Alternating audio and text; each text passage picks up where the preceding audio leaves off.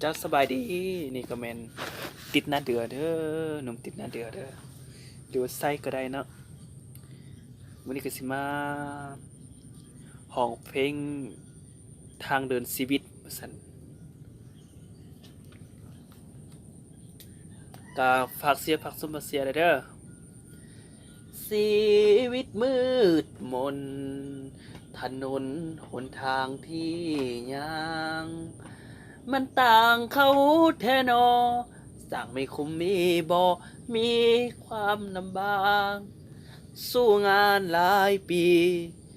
ก็บ่มีคนฮักจากเธอเบื่อชีวิตเจ้าของได้แต่นอนมองดังเท้าแกนางใจคนสร้างมาดำคือมือบ่สงสารแล้วบ่น้ำคำไอ้คนดำคนนี้แหละนะชีวิตอายมืดม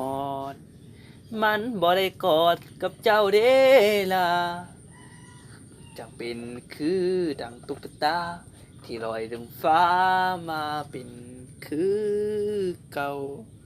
บ่มวนก็ขอดูแล้วก็บทเพลงอีกหนึ่ง